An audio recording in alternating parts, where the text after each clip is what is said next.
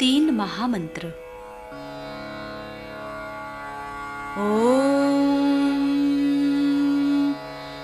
त्वमेव साक्षात् श्री महालक्ष्मी महासरस्वती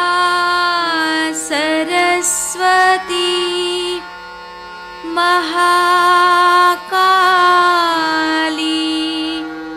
त्रिगुणात्मिका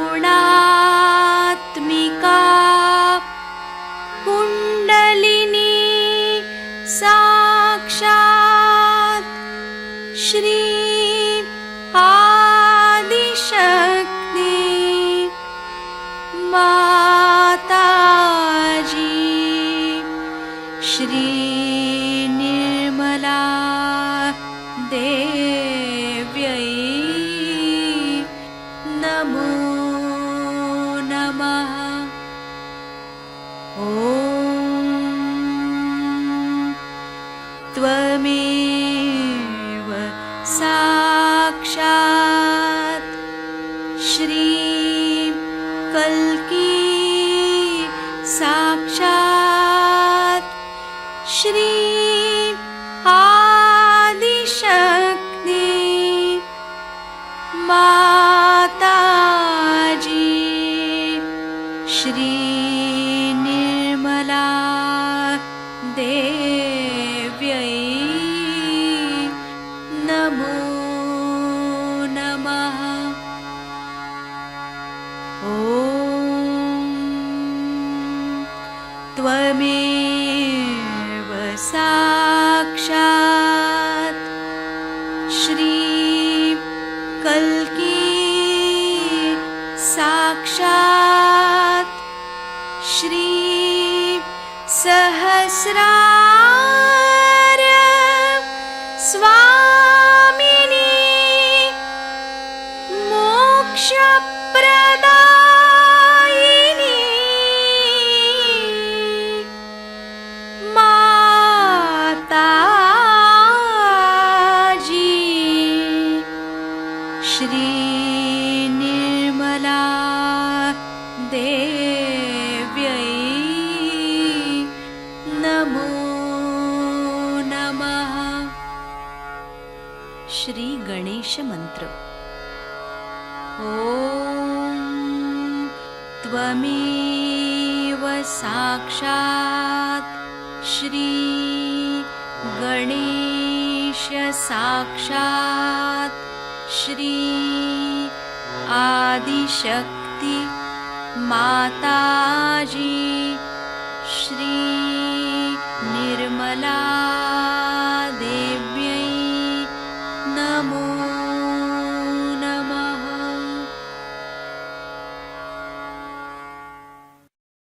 जय श्री माता जी। दोनों हाथ माँ के सामने हृदय में श्री माता जी को नमन करेंगे।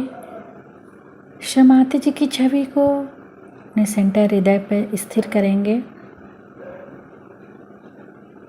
परम पूज्य श्री माता जी, कृपा करके हम सभी के हृदय को अपने रहने के योग्य बनाइए।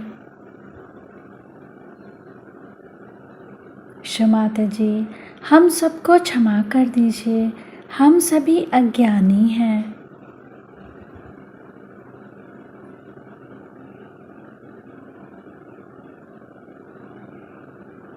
श्री माता जी, हमारे इस हृदय को और पावन कीजिए ताकि आप यहाँ आ सकें।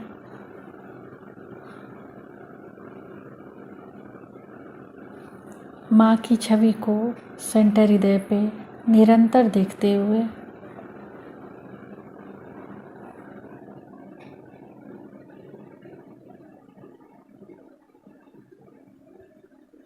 धीरे धीरे अपने संपूर्ण चित्त को दोनों हाथों को देखते हुए माँ से प्रार्थना, श्री माता जी कृपा करके हमारे दोनों हाथों की ओर देखिए।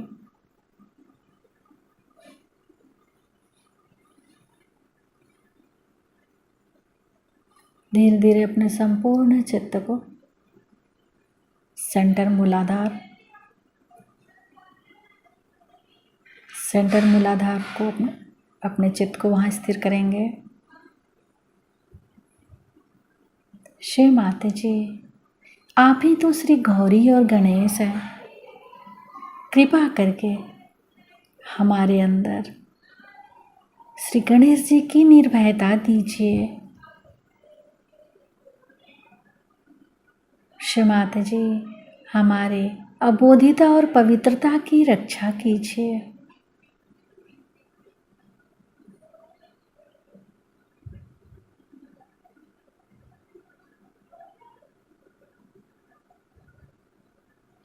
धीरे धीरे अपने संपूर्ण चित्त को सेंटर स्वादिष्ठान,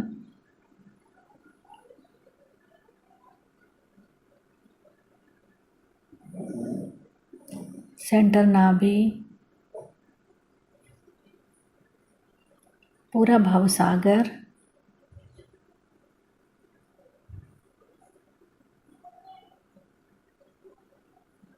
सेंटर हृदय, सेंटर विशुद्धि, फ्रंट आज्ञा। फ्रंट आज्ञा पर श्री निर्विचारिता मंत्र।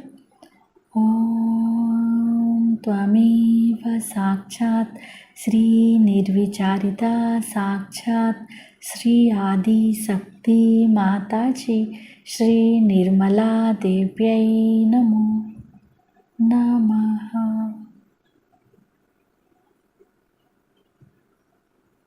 बैक आज्ञा।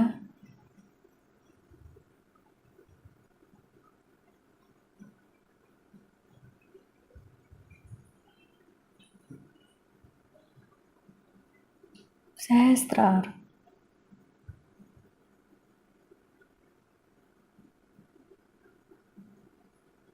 सहस्त्रार पर एक चित रहेगा, एक चित सेंटर मूलाधार,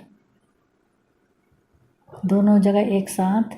सहस्त्रार से सेंटर मूलाधार,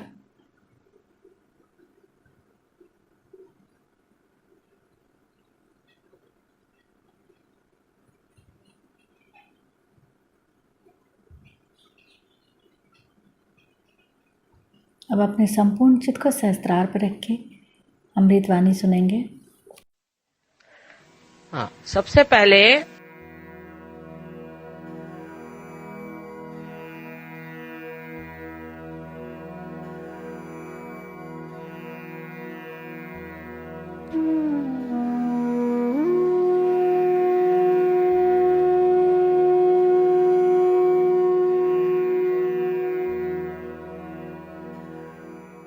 गुरु का स्थान हमारे अंदर काफ़ी ऊंची जगह है।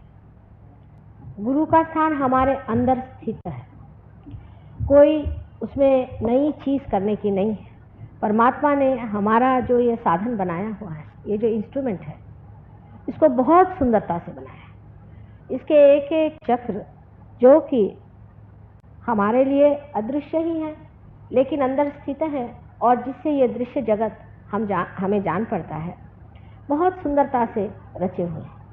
किंतु मनुष्य अति पे रहता है, हमेशा अति पे जाने की वजह से उसने अपने इस साधन को बिगाड़ लिया है। उसी प्रकार गुरु का जो स्थान है उसे भी मनुष्य ने बुरी तरह से बिगाड़ लिया। अभी गुरु का स्थान हमारे अंदर इस पूरी जगह या प्रांत में है, इस पूरे देश में गुरु का स्थान है। पेट के अंदर चारों तरफ नाभि चक्र से जुड़ा हुआ। नाभि चक्र पे मैंने एक दिन पहले बात की थी, जिसमें मैंने विष्णु की शक्ति का वर्णन किया था और विष्णु की शक्ति के ही कारण आज आप अमीबा से इंसान बने हैं और उसी शक्ति के कारण आप इंसान से अति मानव बनने वाले हैं। अब ये जो गुरु की शक्ति हमारे अंदर परमात्मा ने पहले ही से स्थित की हुई है, इसके लिए अनेक गुरुओं के अपने अंदर अवतरण हुए हैं। अब पहले हम लोग देखें कि गुरु तत्व बना कैसे, इसको समझना चाहिए कि गुरु तत्व अनादि है और वो कैसा बनाया गया। हमारे अंदर तीन शक्तियाँ अदृश्य रूप से कार्यान्वित रहती हैं। प्रथम शक्ति जो है उसको हम कहते हैं महाकाली की शक्ति।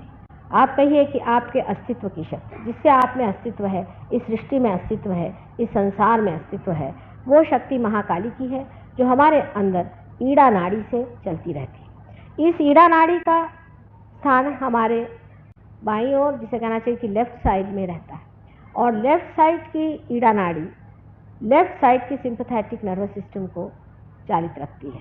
इसलिए लेफ्ट साइड की जो हमारी ईड़ा नाड़ी है वो हमें इच्छा देती है। इच्छा करने से ही मनुष्य कार्यान्वित होता है, और इसलिए दूसरी जो राइट साइड की जो पिंगला नाड़ी है वो हमें क्रिया शक्ति देती है। इसको हम महासरस्वती की शक्ति कहते हैं। तो हमारे पास एक तो महाकाली की शक्ति है और दूसरी हमारे पास महासरस्वती की शक्ति है। क्योंकि हम इनके नाम अंग्रेजी में नहीं कह सकते, इसलिए बहुत से लोग सोचते हैं ये बड़ा अनसाइंटिफिक मामला है, लेकिन इससे बड़ा साइंस और कोई नहीं हो सकता। क्योंकि जो चीज़ आपने देखी नहीं, जो आपके लिए अलग है, जो परोक्ष में है, जिसे आपने जाना नहीं, जो ऊपर में है उसे आपने देखा, लेकिन अगर पीछे की इसकी शक्ति ही को आपने नहीं जाना है तो उसके बारे में बात करने से भी आप विश्वास नहीं कर सकते। लेकिन सहज योग में जब कुंडलिनी जागरूक हो जाती है और जब कुंडलिनी ऊपर की ओर उठने लग जाती है, तब आप देख सकते हैं कि ये दोनों नाड़ियों के असंतुलन आदि अनेक दोषों के कारण कुंडलिनी किस तरह से रुक जाती है, फिर किस तरह से उसे संतुलन देना पड़ता है। ये दोनों शक्तियाँ एक और तीसरी शक्तियों से प्लावित हैं, जो कि महत्वपूर्ण है और जो ही हमारी कमाई है। आज हमारी मानव चेतना जिस स्तर पे पहुंची है, ये हमारी तीसरी शक्ति की द्योतक है। ये महालक्ष्मी की शक्ति है। इस शक्ति से हम आज अमीबा से इंसान बने। अगर मनुष्य अमीबा रह जाता तो क्या हर्ज था? कौन सी ऐसी आफत आई हुई थी कि इतनी योनियों में से गुजार के आज मनुष्य का सुंदर स्वरूप परमात्मा ने निर्माण किया? क्या कभी आप सोचते हैं कि क्यों परमात्मा ने हमें मनुष्य बनाया? क्या विशेषता हमारे अंदर है जिसकी कि हमें अभी तक गंध भी नहीं और हम जानते भी नहीं हैं, उसकी हमें खबर भी नहीं है कि हम किस लिए संसार में आए हैं। ये साधन जो विशेष तरह का एक मानव बनाया गया है, ये किस लिए बनाया गया? इस मानव को पहले समझ लेना चाहिए कि ये महालक्ष्मी शक्ति से हमारे अंदर आज इस स्थिति में पहुंचा है जहां मानव चेतना पहुंची हुई। विस्तार पूर्वक मैंने एक दिन पहले दादर में सब कुछ बताया था, इसलिए इन तीनों शक्तियों के बारे में मैं अधिक चर्चा नहीं करूंगी। लेकिन ये तीनों शक्तियां हमारे अंदर हैं और इन तीनों शक्तियों का समन्वय जहां होता है, ये तीनों शक्तियां जब एकत्रित हो जाती हैं और इन तीनों शक्तियों का जब बिल्कुल बाल्य स्वरूप पैदा हो जाता है कि जो किसी भी चीज़ से खराब नहीं हो सकता, जिसके अंदर किसी भी तरह की त्रुटियां नहीं आ सकती, जिसके अंदर किसी तरह का अहंकार नहीं आ सकता, जो बिल्कुल हमेशा नवीन रहता है, ये तत्व गुरु तत्व है। बालक के अंदर अहंकार नहीं होता, बालक के अंदर किसी चीज़ से लगाव नहीं होता है, वो पूरी तरह से निर्लिप्त रहता है। आप देखिए छोटे बच्चे खेलते हैं, खूब नाटक बनाते हैं, क्या क्या चीज़ें बनाते हैं, उसके बाद उसको लात मार के चले जाते हैं, या ज़्यादा देर थोड़ी देर खेले कूदे, उसके बाद कुछ नाटक किया, उसके बाद सब खत्म हो गया। उनके लिए सभी कुछ नाटक रहता है और वो त्रस्त की जैसे बातें करते हैं। जैसे किसी छोटे बच्चे से कहो कि अच्छा बेटे अब तुम घर जाओ, तो कहेगा कि माँ देखो ये मुन्ना है ना, ये जाएगा नहीं, ये मुन्ना जाएगा नहीं, माने वो कोई और है और ये मुन्ना कोई और है, हमेशा त्रस्त जैसी बात करते हैं। लेकिन जब मनुष्य बड़ा हो जाता है, धीरे धीरे उसके अंदर दो ग्रंथियाँ या दो विशेष तरह की संस्थाएं तैयार होती हैं, जिसको कि हम अंग्रेजी में ईगो और सुपर ईगो कहते हैं। ये हमारे अंदर जो इच्छा शक्ति है और क्रिया शक्ति है, इसके उपयोग से होती है। अगर मनुष्य बहुत ज़्यादा इच्छा शक्ति से भरा हुआ हो और पूरी समय इच्छाएं करता रहे, तो उसके अंदर सुपर ईगो नाम की शक्ति तैयार हो जाती है। एक कहना चाहिए एक संस्था हो जाती है, और वो संस्था हमारे सर के अंदर इधर से घूम करके इस तरफ में सब छा जाती है, जिस तरह से यहाँ दिखाया गया।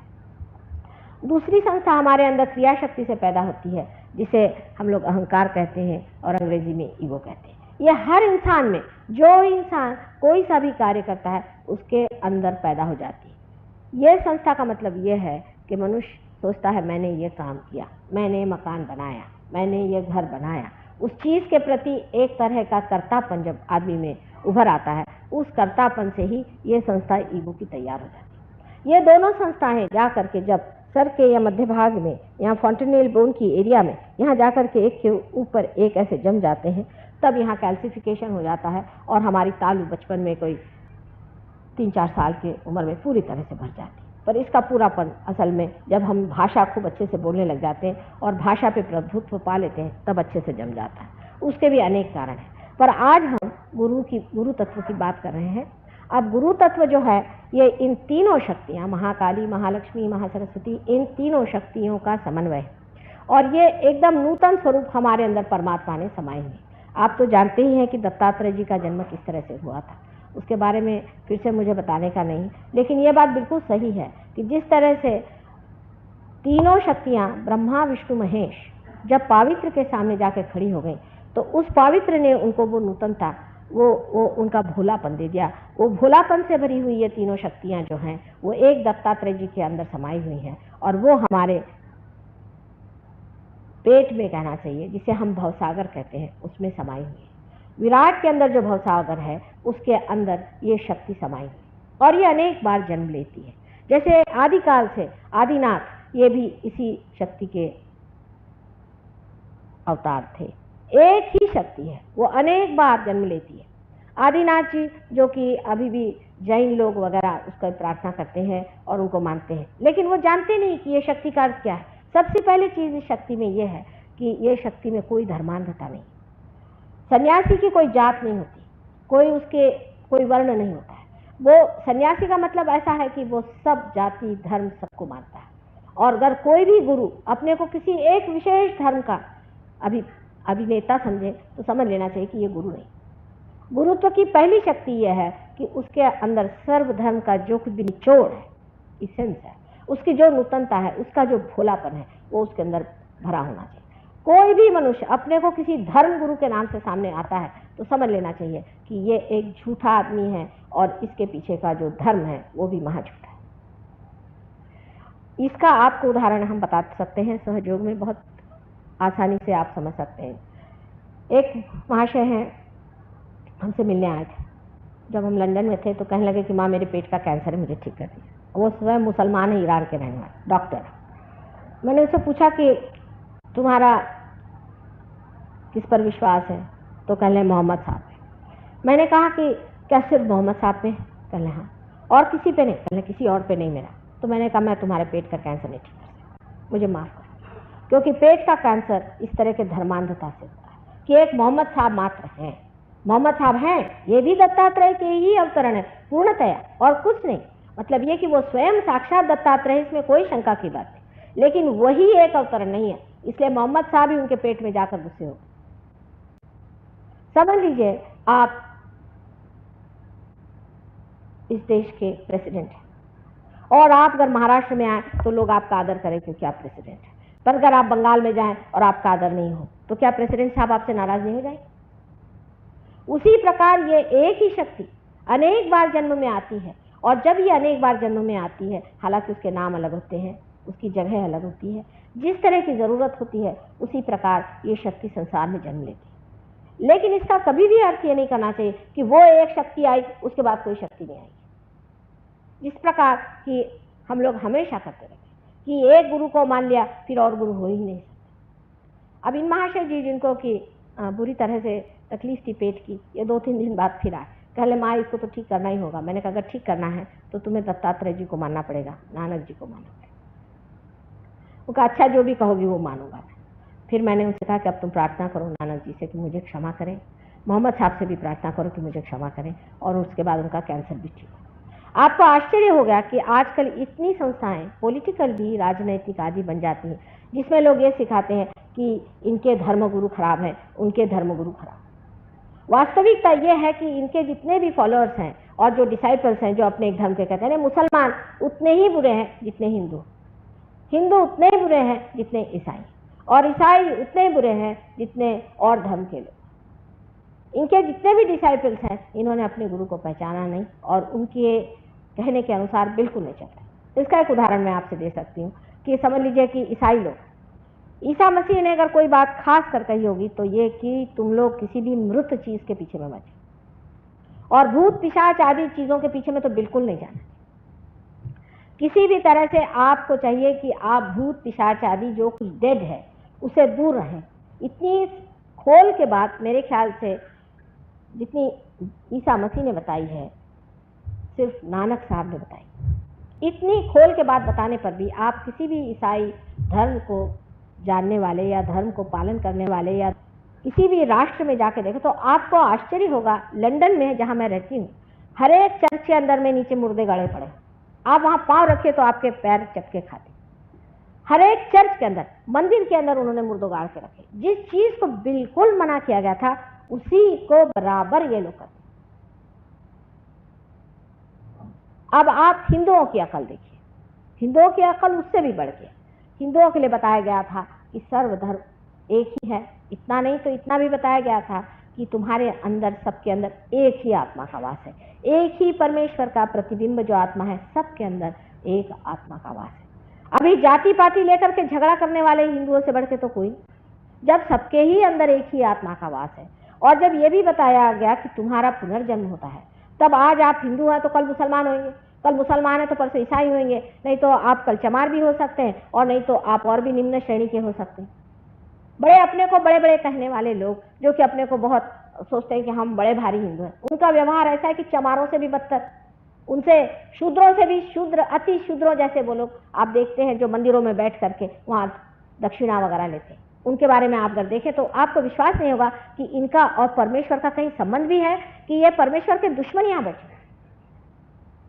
मैं वृंदावन गई थी, वृंदावन में, और जब मैंने देखा तो मुझे बड़ा आश्चर्य हुआ कि जितने वहाँ पंडे बैठे हुए हैं सारे राक्षस हैं, राक्षस। और राक्षस ही नहीं है, सारे कंस के अनुचर हैं। वो कृष्ण के सामने बैठ करके कृष्ण की बदनामी कर रहे हैं। इतना नहीं, जो जितने भी आते हैं उनके अंदर भूत भर है और सबका सर्वनाश कर रहे हैं। उन मंदिरों में से और उन सुंदर जगहों में से कृष्ण स्वयं उठ गए हैं, वो वहाँ रहना ही नहीं चाहते, ऐसी गंदी जगह। और आप आंखों से देखते हैं कि आपको रात दिन लूट रहे हैं, आपके साथ इतनी ज्यादती कर रहे हैं, आपको इतना झूठ बता रहे हैं, गांजा और क्या क्या ये चीज़ें होती हैं वहाँ बेचते हैं, औरतों को बेचते हैं, जेवर चुराते हैं। कोई चीज़ उन्होंने छोड़ी नहीं, तो भी हम उनको महागुरु समझ करके सब उनके चरणों में चले जाते। आपने ये सब काम किए लेकिन आपके बच्चे काम नहीं करने वाले। इसका दुष्परिणाम एक ही होने वाला है। वो दुष्परिणाम ये है कि आपके बच्चे कहेंगे कि ये परमात्मा कोई चीज़ नहीं, ये सब झूठ बात है, ये एक ढकोसला है। इसका परिणाम अनेक देशों में हुआ है। जैसे हमारे एक शिष्य हैं और वो अल्जीरिया के रहने वाले मुसलमान हैं। वो जब लंदन आए, लंदन में वो हमारे पास आए तो उन्होंने कहा कि माँ मेरा तो विश्वास ही नहीं भगवान। हमारे यहाँ जितने यंग लोग हैं जो पढ़े लिखे हैं, डॉक्टर्स हैं, आर्किटेक्ट्स हैं, वकील हैं, उनका कोई विश्वास परमात्मा पे नहीं। वो कहते हैं ये सब फेनेटिसिज्म है, सब झूठ है, ये पैसा कमाने के धंधे, और ये सारी संस्था ही बिल्कुल गलत है। उसके बाद जैसा कि सहयोग का एक बड़ा भारी वरदान रहता है, वो एकदम से पार हो गया। पार होने के बाद वो सहयोग में जम गए। उन्होंने 500 लड़कों को पार करा और उनका परमेश्वर पे विश्वास बिल्कुल दृढ़ करा दिया। क्योंकि जब आप एक एक्सट्रीम से, एक अति से दूसरे अति पे जाते हैं, तभी बीचों बीच ये गुरु तत्व आपको पकड़ लेता है। गुरु का मतलब वो होता है कि जो आपको घसीट ले, खींच ले, आकर्षण कर। लेकिन आजकल के गुरु जो आपको आकर्षित करते हैं वो नानाविध ऐसी ऐसी चीज़ों से करते हैं कि आप लोगों पे आश्चर्य होता है कि आप ऐसे गुरु लोगों को क्यों मानते। ये तो कम से कम जानना चाहिए कि गुरु के अंदर कुछ न कुछ बेसिकली, जिसे कहना चाहिए मूलतः, उसमें कोई विशेषता होनी चाहिए। गुरु का मतलब है आपसे ऊंचे उठे हुए आदमी, आपसे एक ऊंची दशा में पहुंचे हुए आदमी। आपसे जो निम्न स्तर पे है वो आपके गुरु कैसे हो सकते? जो आदमी पैसा खाता है आपसे, आपके पैसे पे जीता है, जो एक पैरासाइट है। आप कभी किसी के यहाँ जा करके मुफ्त रहेंगे, मुफ्त खाना खाएंगे? जो आदमी जिंदगी भर यही करता आया, वो आदमी आपका गुरु कैसे हो सकता है? वो आपका आश्रित हो सकता है, नौकर हो सकता है। वो आपका गुरु कैसे हो सकता है जिसने जिंदगी भर कोई काम धंधा नहीं किया और सिवाय आपसे पैसा लेकर के उस पर जीता रहा?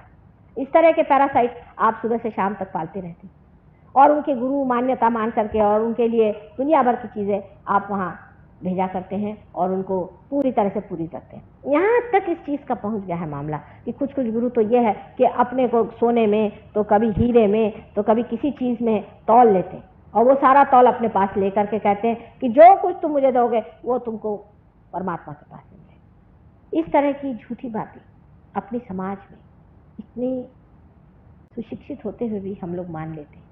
मुझे आश्चर्य आप पे नहीं होता, मुझे ज़्यादा आश्चर्य होता है उन परदेशी लोगों पर जो कि अपने को बड़े विद्वान और बड़े डेवलप समझते हैं। इतना गधापंती करते मैंने इन्हें देखा हुआ कि मैं अगर आपको उन लोगों की बातें बताऊं तो आप आश्चर्य पड़ जाएंगे कि इतने हद तक तो आप लोग जाते ही नहीं गुरुओं के मामले में। गुरु अगर उनसे कहें तो उनकी विष्ठा भी ये खाने के लिए तैयार रहते हैं, इतनी इन लोगों पे हालत खराब है। तब विचार बनता है कि ये इतने पढ़े लिखे लोग इस तरह से क्यों करते, गुरु तत्व में क्या खराबी आ गई, किस तरह से ये इसको मान लेते हैं। और इसका सीधा सरल, बिल्कुल बहुत ही सरल उत्तर ये है कि ये लोग गुरु तो नहीं है, लेकिन ये हिप्नोटाइज करते हैं। इनमें हिप्नोसिस की पावर होती है जिससे आदमी को हिप्नोटाइज कर देते हैं। हिप्नोटाइज करने से आदमी की बुद्धि सारी नष्ट होकर के वो पूरी तरह से इसमें बहता चला जाता है। ऐसे अनेक गुरु इस कलयुग में पैदा हुए, उसमें से कुछ कुछ तो परले दर्जे के राक्षस हैं, जिनको कि अनेक बार देवी ने मारा हुआ, फिर से वापस आ गए। और ये राक्षस लोग सारी राक्षसी वृत्तियाँ, सारी अनैतिकता, हर तरह की चीज़ आपको सिखाते हैं और आप मुंह बाहे देखते रहते कि क्या मेरे लिए प्रचंड पंडित प्रकांड बिल्कुल वेदांत सुना रहे। गुरु के जो गुण हैं उसमें से पहला गुण यह है कि वो आपके पैसे और आपके धन को ठोकरों पे रखता है। उसके आपके कोई चीज की उसको परवाह नहीं, आप उसको बांध नहीं सकते, वो अपना लहर से चलता है। उसका मन हो तो आपसे बात करेगा, नहीं तो नहीं। आपके आगे पीछे दौड़ने वाला वो नहीं, क्योंकि मैं आपकी माँ हूं, मैं आपको समझाती हूँ और मैं आपसे समझाती हूँ कि बेटे अपने अंदर के गुरु को जानो, अपने रुख पहचानो। लेकिन जो जो मुझे मिले हैं बड़े पहुंचे, वो तो कहते हैं कि इन गधों को 50 गालियां सुनाते, माँ तुम क्यों रियलाइजेशन दे, इनको मरने दो थोड़े देर, इनको ये होने दो। उनके तो वृत्ति ही इतनी अलग है, हाथ में वो लोग एक एक बड़ा बड़ा डंडा, नहीं तो चिमटा लेके बैठते और या तो पत्थर लेके बैठते। कोई आदमी उनके पास आए तो उसको पत्थरों से मांगते हैं, भगो यहाँ से, यहाँ कुछ नहीं मिलने वाला। माँ की दृष्टि और होती है और गुरु की दृष्टि और होती है, और माँ को गुरु जब बनना पड़ता है तो बड़ी परेशानी की बात है। हृदय तो इतना भरा रहता है करुणा से और इतना साद्र हृदय रहता है, ये निर्वाज बिल्कुल जो प्यार बहा जा रहा है वो देने के लिए माँ इतनी तड़पती रहती है। और उधर गुरुता की वजह से आपके साथ थोड़ा सा डिसिप्लिन भी करना पड़ता है, आपको बताना भी पड़ता है कि बेटा ये गलत बात है। वो कहते भी तकलीफ होती है पर करना ही पड़ता है। ये गुरु तत्व आपके अंदर है, इसका आपने अनेक बार अपमान किया हुआ है, आपके अंदर बसा हुआ है। अब आपको आश्चर्य होगा कि साधारण मनुष्य में भी ये गुरु तत्व किस तरह से कार्यान्वित होता है। जैसे कि आप किसी के घर खाना खाने जाए, अगर आप अच्छे आदमी हैं तो, और अगर आदमी वो दुष्ट प्रकृति का हो या खराब प्रकृति का हो, आप वो खाना पचा नहीं सकते, आपके एकदम उलट जाएगा। आप घर आएंगे कहेंगे बाबा रे बाबा ऐसा पता नहीं क्या था, वहाँ हालत जी मचलने लग गया। कभी कभी तो ये होता है किसी आदमी को देखो और चक्कर आने लग जाता है कि पता नहीं ये आदमी है कौन। इसी प्रकार एक दिन हम कहीं खाना खाने गए थे, तो बहुत ही वो शरीफ आदमी लग रहे थे, उनकी बीवी थी, 3 बच्चे थे, बड़े शरीफ कर बन के घुमा करते थे। और जाते साथ मेरी हालत ख़राब हो गई, मैं साथ से कहा चलो अब घर मेरे बस का नहीं। कहा भैया ऐसा कैसे, अब तुम तो चीफ गेस्ट हो यहाँ पर। मैंने कहा चाहे जो भी हो मेरा हाल ख़राब हो, घर चलिए, आप मेरे बस का नहीं, यहाँ तो कुछ बड़ी आतंक की बात चल रही। जब मैं घर पर चली आई उसके बाद 8 दिन में एक छोटी सी लड़की, हमारी लड़की साथ पढ़ती थी, वो आई। तो मैंने उनसे पूछा, उसका भी नाम वही था जो इस महाशय का था। तो मैंने कहा क्या तुम इन्हें जानती हो? कहले वो तो मेरे पिता। मैंने कहा तुम्हारे पिता है कि तुम्हारी ऐसी दशा को? कहले उन्होंने मेरी माँ को छोड़ दिया, मेरी माँ की सारी प्रॉपर्टी ले ली और अब इस औरत को रखा हुआ है घर में, और ये 3 बच्चे जो हैं वो ऐसे ही उनके आए। और उसकी आँख से एकदम आंसू छलछला पड़े। कहले मेरी माँ बहुत सरल स्वभाव की थी, इतनी रोई, इतना चीखा, पर इन्होंने उसे छोड़ दिया और इस औरत को अपने पास रख लिया। अब देखिए कि उस घर में जो दुख था, उस घर में जो तकलीफ उस औरत की थी, उससे सारा वातावरण बिल्कुल दूषित था। और मैं वहाँ उनकी सारा जो आमोद प्रमोद हो रहा था उसमें बिल्कुल हिस्सा नहीं ले पा रही थी। मेरा जी खुद इतना दुखी हो रहा था और आंखों से आंसू बार बार टपक पड़ रहे थे। मेरी समझ नहीं आ रहा था कि इस वातावरण में ऐसा कौन सा दुख है, ऐसी कौन सा दुखी जीव है जो कि मेरी आत्मा को अंदर से खींच रहा है। और ये बात आप समझ लीजिए कि आपके भी गुरु तत्व में है। आप किसी के घर जाते हैं तो आप देखते हैं कि आपको उनका अन्न पसंद नहीं आता। ये सब गुरु तत्व आपके अंदर है, लेकिन आप उसे जागरूक नहीं रखते। अब गुरु तत्व को मारने के तरीके क्या है वो मैं आपसे बताऊं। मनुष्य किस तरह से अपने गुरु तत्व को मारते रहता है। किसी को बुरा नहीं लगना चाहिए, क्योंकि मैंने कहा है मैं माँ हूँ, जो सही बात है मैं आपको बताऊंगी और मुझे बतानी पड़ेगी, उसमें बुरा मानने की कोई भी बात नहीं। सब लोग समझ से इस बात को समझ लें कि हम अपने गुरु तत्व को हर समय खराब करते रहते हैं, और किस तरह से हम अपने गुरु तत्व को खराब करते हैं वो देख लीजिए। एक तो गुरु तत्व में हमारे अंदर जो चेतना है, जिसे हम अवेयरनेस कहते हैं, इसको संभालने वाला हमारा लिवर है, इसे यकृत कहते हैं। जब तक हमारा यकृत ठीक रहेगा हमारी अवेयरनेस चेतना ठीक रहती है, और जैसे ही हमारा यकृत खराब हो जाता है, हमारी चेतना मचलने लग जाती है। आपने देखा होगा जिसे पित्त होता है, उस आदमी ने देखा होगा कि जब भी पित्त वाला आदमी जरा सा कुछ तला हुई चीज खा ले, उसको फिर से वॉमिटिंग शुरू हो जाता है। पेट के अंदर आपकी अवेयरनेस को पोषित करने वाला ये यकृत है, और इसलिए यकृत का ठीक रखना बहुत जरूरी है। अब यकृत क्या करता है? यकृत जो भी कुछ, ये लिवर जो है, ये जो भी कुछ हम जहर खाते हैं, जो भी हमारे अंदर गलती से चला जाता है, उसको अलग कर देता है, उसको एनालाइज कर लेता है, और जो कुछ भी जहर है उसको खून के द्वारा वो खून में लौटा देता है, जिसको कहना sorting out of the poison. वो सारा काम लिवर करते रहता है। अब इसका बिगड़ना बहुत देर से पता चलता है, धीरे धीरे ये काम होते रहता है। पर कोई ऐसी चीजें हैं जिनके कारण ये यकृत या ये जो लिवर है हमारे पेट के अंदर राइट साइड में, ये बहुत ही जल्दी खराब हो जाता है। सबसे बड़ी चीज जो यकृत के विरोध में है वो है शराब। जितने भी गुरु आज तक संसार में हो गए, चाहे वो अब्राहम हो, चाहे वो मोसेस हो, चाहे वो लाओ त्से हो, और चाहे वो सोक्रेटिस हो, ये सारे गुरु तत्व हैं। सारे ही गुरु तत्वों ने अवतार संसार में लिए थे, वो सब लोग ये गुरु हैं। इसमें से कोई भी गुरु हो, सब ने कहा है कि शराब पीना मानव धर्म के विरोध में, क्योंकि अपने 10 धर्म पेट में है, उस 10 धर्मों पे आक्रमण होता है, जबकि हमारी चेतना पे आक्रमण होता है। अगर मनुष्य की चेतना ही कम हो जाए, जब वो चेतना के ही विरोध में बैठती है चीज, तो वो हमारे लिए गलत है। लेकिन अभी कुछ दिन पहले हमारे एक शिष्य थे, जिन्होंने सहयोग में ही इस पर बड़ा काम किया, और उनको अब उस पर डॉक्टरेट मिली हुई है लंदन में। मॉरिशस के रहने वाले, उनका नाम रजिस है। उन्होंने अब ये सिद्ध कर दिया कि किस तरह से शराब हमारे विरोध में पड़ती है, क्या वजह है।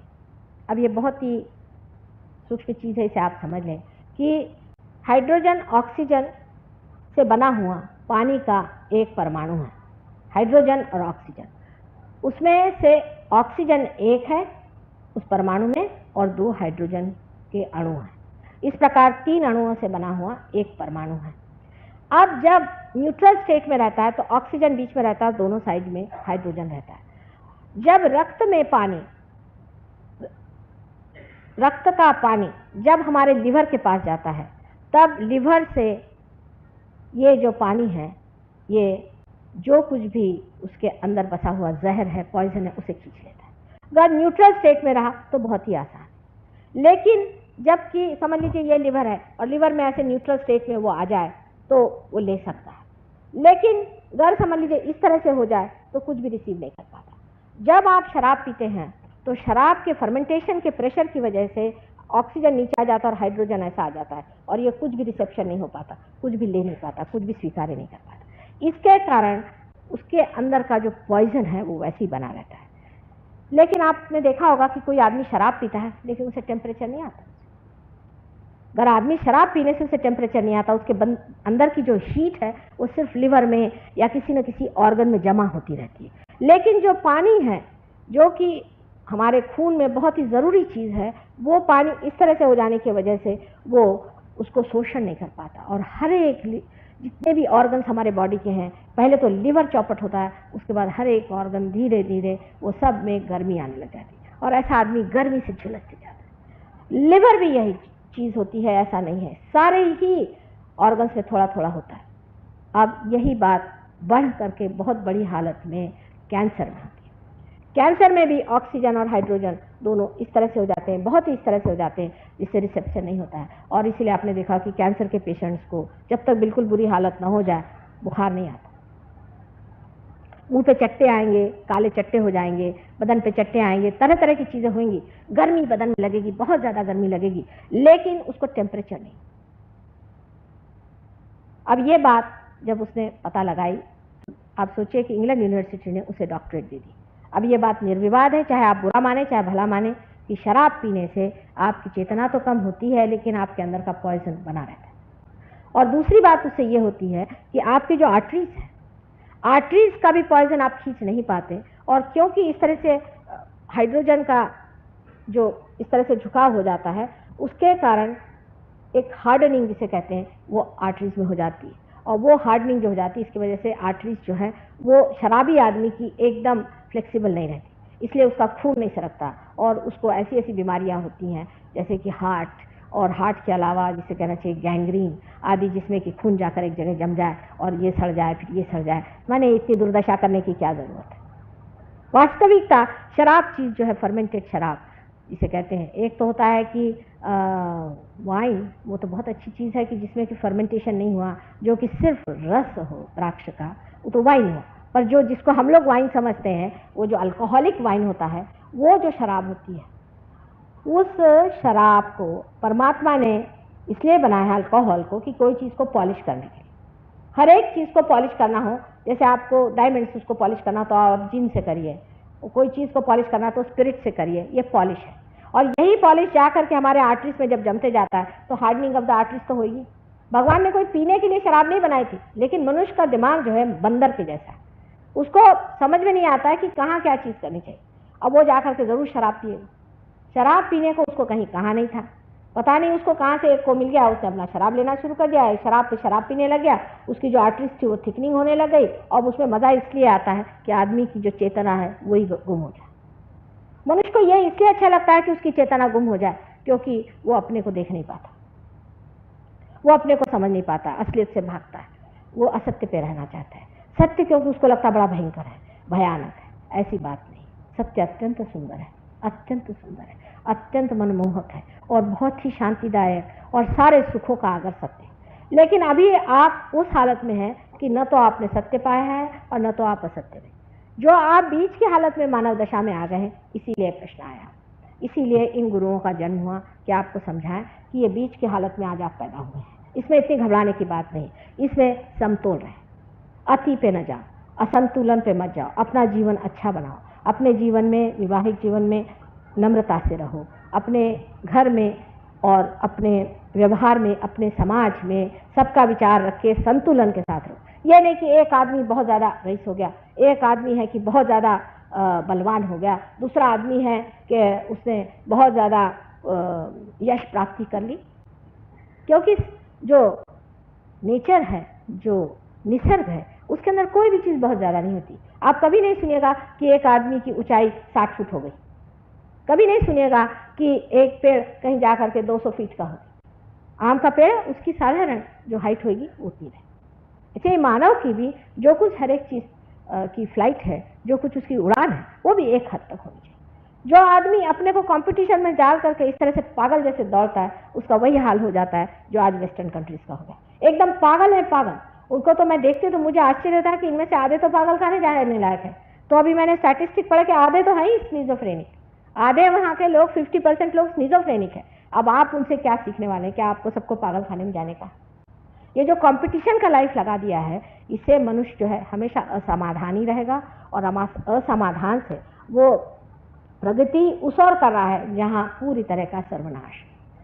संतोष से, टेम्परेंस से मनुष्य को अपने अंदर जागना चाहिए।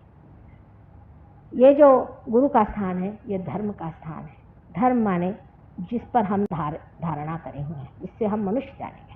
मैंने कल बताया कि कार्बन का अपना धर्म होता है, सोने का अपना धर्म होता है, शेर का अपना धर्म होता है, बिच्छू का अपना धर्म होता है। ऐसे मानव के भी 10 धर्म हैं। जब मनुष्य इस 10 धर्म से च्युत हो जाता है, जब उससे गिर जाता है, जब असंतुलन में आ जाता है, तब उसका जो है आगे का पता नहीं क्या होगा। क्योंकि मनुष्य के बाद या तो अतिमानव होगा या राक्षस हो जाए। जानवर होने की तो कोई स्थिति देखी नहीं जाती, कोई कोई होते भी होंगे जानवर, लेकिन अधिकतर राक्षसी प्रवृत्ति में चलेंगे। ये 10 धर्म संभालने चाहिए। अगर कोई कहे कि 10 धर्म में रहो, 10 कमांडमेंट्स हमारे बाइबल में लिखे हुए हैं, 10 कमांडमेंट्स, तो जब वो 10 कमांडमेंट्स की बात लिखी गई है कि ये नहीं करो, ये नहीं करो, तो साइकोलॉजिस्ट ने एक उसका इलाज निकाला कि ये सब कंडीशनिंग है। आप ज़बरदस्ती किसी को कोई चीज़ को मना करिए तो कंडीशनिंग हो जाएगा, उसका प्रोग्रेस ही नहीं हो सकता। लेकिन अगर आप संस्कार, अगर सुसंस्कार लोगों पर न डालें, लोगों को सुसंस्कारित न करें, तो आपकी राइट साइड चलने लग जाएगी। लेफ्ट साइड तो आप रोक लेंगे, लेफ्ट साइड का जो जिसको कहते हैं कि सुपर ईगो, तो आप संभाल लेंगे, उनके कंडीशनिंग बना लेंगे। लेकिन राइट साइड जो कि ईगो है, आप ईगो ओरिएंटेड हो जाएंगे। आप हिटलर भी हो जाएंगे तो भी आपको पता नहीं होगा कि आप हिटलर होंगे। आप समझेंगे वाह वाह वाह वाह, मैं क्या कार्य कर रहा हूँ, सारे लोग मुझे हार पहना रहे, मेरी आरती कर रहे हैं, वाह वाह वाह, मैं कितना बड़ा आदमी हो गया। और होंगे आप पक्के गधे, गधे भी नहीं, महाराक्षस होंगे। लेकिन आप अपने लिए यही कल्पना कर लेंगे कि वाह वाह वाह वाह, सब दूर जाइए तो मेरी वाह वाह हो रही, लोग मुझे क्या समझ रहे हैं। क्योंकि जो ईगो ओरिएंटेड आदमी होता है वो वास्तव में महागधा होता है। उसका वर्णन आपने वाल्मीकि, अगर आप रामायण पढ़ें, या हमारे तुलसीदास जी ने भी बहुत सुंदर किया हुआ कि नारद मुनि को एक बार अहंकार हो गया तो वो किस तरह से गधे हो गए थे। लेकिन आज ईगो ओरिएंटेड आदमी इस कदर वल्गना करता है, इतनी बड़ी बड़ी बातें करता है, और लोग उसको इस तरह से सुनते अभिभूत हो के वाह वाह वाह, ही सोच सच ए सक्सेसफुल मैन। और आप अगर देखें उस आदमी का जरा सा ये निकाल के, तो इतना बेवकूफ़ और इस कदर छिछलापन उसके अंदर होता है, इस कदर उसकी सतह इतनी ऊपरी होती है कि आश्चर्य लगता है। और यही बात है कि ईगो ओरिएंटेड आदमी आप लोगों को ज़्यादा इंप्रेस करता है, आप पे बहुत असर डालता है। अगर कोई आदमी खड़े होकर के तानाशाही करे और कहे कि मैं फलाना आदि का ना, तो सब लोग कहते हैं वाह वाह वाह वाह, क्या अच्छा आदमी मिला। अगर आप कंडीशनिंग को हटा देते हैं तो आदमी बेशर्म हो जाता है। बेशर्म ही नहीं होता है, वो बिल्कुल बेछूट हो जाता है, जिसको अबेंडेंट है। धर्म बीचों बीच, ना तो बेछूटता ठीक है, न ही धर्मांधता ठीक है, नहीं कि बहुत ज़्यादा अंधेपन की बात है, नहीं कहीं कि हम सब कुछ हैं उस अंधेपन में दौड़ने की बात है। बीचों बीच परमात्मा का स्थान है, बराबर बीचों बीच धर्म स्थापना होती है, और इस धर्म को संभालना ही अपने गुरु तत्व की रक्षा करना। इस गुरु तत्व की रक्षा करने के लिए हमें क्या करना चाहिए? बहुत से लोग कहते हैं कि माँ हम अपने गुरु तत्व की रक्षा कैसे करें। पहली बात है कि अपने गुरु कौन है इसे समझ लेना चाहिए। अब एक महाशय है, वो हमारे गुरु हैं, भाई क्या करते हैं? नहीं ऐसे कुछ नहीं, बस उन्होंने हमको एक नाम दे दिया, नाम दे दिया, बस हो गया। अरे भाई नाम देने के लिए गुरु काय को चाहिए? कोई गधा भी दे सकता है। उन्होंने आपने नाम क्यों दिया?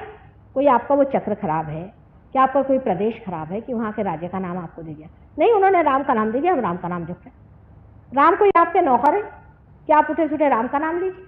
आपके गुरु अगर अधिकारी हो तो कभी भी आपको इस तरह से कोई नाम नहीं दे।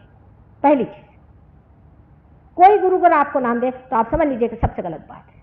अब इसका मैं उदाहरण आपको बताऊं। अगर समझ लीजिए आपको बीमारी है कोई भी, तो हम आपसे कहेंगे कि अच्छा भाई ठीक है, आपको ये बीमारी है, आप जा करके ये दवा, इस दवा को ले लो। समझ लीजिए आपको पेट की बीमारी, हम कहेंगे अच्छा आप जाके इंटरवायोफॉर्म खा लो, समझ गए। लेकिन हम जिसको देखो उसको इंटरवायोफॉर्म खा लो ऐसा कहें तो आप क्या कहिए? जब आप डॉक्टर ही नहीं हैं, जब आपको निदान ही नहीं मालूम, जब आपको तकलीफ नहीं मालूम, आप कौन सी दवा दें? और क्या आप हमेशा के लिए वही दवा खाते रहो? कहिएगा तकलीफ कहाँ है, कौन सी तकलीफ है? और फिर जब आप डॉक्टर नहीं है तो आप प्रिस्क्रिप्शन कैसे दें? जो आदमी आत्म साक्षात्कारी नहीं है वो तो पहले गुरु नहीं होता। हम तो एक गुरु साहब से मिले, बहुत मज़ेदार आदमी है, बहुत पहुंचे हुए आदमी है, बड़े मज़ेदार। वो एक साहब को हमने भेजा उनके पास में, देखा जरा इनकी तबीयत दुरुस्त करो। 1 महीने बाद वो आए तो बिल्कुल थके हुए दुबले पतले हो गए। हमने कहा क्या हुआ, क्या गुरुजी ने क्या किया? कहले कुछ नहीं, रोज़ सवेरे मुझसे कहते कि शिव जी का मंदिर दो, और वो मुझे चलना पड़ता था 1 मील, रोज़ 1 मील में अपने बाल्टी में पानी ले जाके जाता था, वहाँ धोता था, 3-3 4-4 बाल्टियाँ ले जाऊँ धोऊँ, उसके बाद आकर के अभी साफ नहीं हुआ, अभी फिर से करो। सारा महीना मुझसे शिव जी का मंदिर धुलाया। मैंने गुरुजी से पूछा भाई ये क्यों करें? कहले गधे को गधे का और गधा आदमी है उसको रियलाइजेशन आप दो, मैं तो नहीं देने वाला, आपको देना हो तो। इन गुरुओं का स्वभाव इसलिए इतना कड़क हो जाता है कि उनको मनुष्य की प्रचीति हो गई। वो जानते हैं कि साधारण मनुष्य जो है वो बिल्कुल भी बहुत ही उथला है, और वो करुणा नहीं जो माँ की होती है। उन्होंने खुद मेहनत से सब कमाया हुआ है, तो वो वही चाहते हैं कि ये भी सब मेहनत करें, इनको भी ठीक करना चाहिए। खूब धो पीट करके, जैसे धोबी नहीं मार मार के ठीक करते हैं, ऐसे वो ठीक करना चाहते हैं। माँ की बात और है, माँ कहती चलो भाई जैसा भी है, बच्चे ही हैं, इनको दे ही। ये एक बड़ा भारी अंतर पड़ता है। लेकिन इनमें से एक गुरु महाराज की बात आपसे बताएं कि एक गुरु जी बम्बई के पास एक जगह हमारी शिष्या रहती थी, वहाँ पर आए, उनसे कहने लगे कि आपके माता जी कब आने वाले हैं? मैं उनके लिए यहाँ 12 साल से बैठा हूँ। तो उन्होंने कहा क्या है 12 साल से आप उनके लिए क्यों बैठे? कहले मेरे गुरुजी ने कहा कि वो आएंगी और वही तुम्हारा आज्ञा चक्र ठीक करेंगे। तो उसको कुछ समझ नहीं आया। उससे कभी आज्ञा चक्र तो 1 मिनट में माता जी ठीक करते तो 1 मिनट में, तुम्हें 12 साल यहाँ मरने के लिए क्यों भेजा? कहले क्या बताऊँ, सर दर्द से पड़ा हुआ, अब जब माता जी आएंगे तभी होगी। जब मैं आई तो वो ले गए अपने वहाँ कुटी में जहाँ रहते थे, वो बड़ा उन्होंने बिठाया। कहले मेरे गुरुजी भी आपसे मिलने आए हैं अमरनाथ से। मैंने कहा अच्छा। वो गुरुजी साहब एक तरफ मुँह करके बैठे थे, मैं गई तो पैर छुए बेचारे अपने, फिर से बैठ गए। तो मैंने कहा कि आपने इनका आज्ञा चक्र क्यों नहीं ठीक किया? 1 मिनट का काम, आप तो इतने पहुँचे हुए आदमी। कहले मरने दो इसको। 50 उन्होंने गालियाँ दी और मेरे सामने 2 झापड़ मारी। मैंने कहा बाबा ये क्या कर रहे हैं, इतने जोर से इसको मारा क्यों? तो उनका कि ये तो आपके आने से पहले सिगरेट पी रहा था। मैंने कहा अच्छा आपने कैसे जाना? कल मैंने देखा इससे मुंह से धुआं निकल रहा था, इतना ये दुष्ट आदमी, इसका आज्ञा चक्र आप ही ठीक कर सकते हैं। मैंने कहा भाई देखो चाहे जो भी हो, सिगरेट छोड़ देगा, तुम इसका आज्ञा चक्र तो ठीक करो, मैं नहीं ठीक करने वाला। उसके बाद मैंने उसका आज्ञा चक्र ठीक किया। उसके बाद वो मुझसे कान में कहने लगा कि माँ इनके सामने कुछ मत कहो। 3 दिन से मुझे इन्होंने कुएं पे बांध के रखा और 3 दिन मुझे कुएं से नीचे डुबोते थे, ऊपर करते थे और कहते थे तुम्हारा आज्ञा चक्र ठीक हुआ कि नहीं हुआ। तो मैंने कहा भाई तुम इसको क्यों टिके हुए हो इस आदमी के साथ में, ऐसा गुरु तुम्हारा दुष्ट है। पहले माँ क्या करूं, अब तो आदत हो गई दुष्टता की, कोई प्यार से मुझे सिखाएगा तो मेरे बस का नहीं रहेगा। इतना इन्होंने मुझे मार पीट करके ठीक किया। ये दृष्टि बहुत से गुरुओं की हो जाती। उसकी वजह ये कि जब तक आदमी कठोरता से पेश ना आए वो सोचते हैं कि मनुष्य ठीक से नहीं चल। लेकिन मेरा विश्वास बहुत ज़्यादा है, मेरी आशाएं बहुत ज़्यादा है। मैं तो सोचती हूँ कि मनुष्य पहले ही से बहुत ज़्यादा संतप्त स्थिति में, और जब तक उसे देखा ही नहीं, वो अलग परोक्ष है, उसको जब तक देखा नहीं तब उनके साथ सद्व्यवहार ही करना चाहिए और उनको बताना चाहिए और उनको उस रास्ते पे ले जाना चाहिए।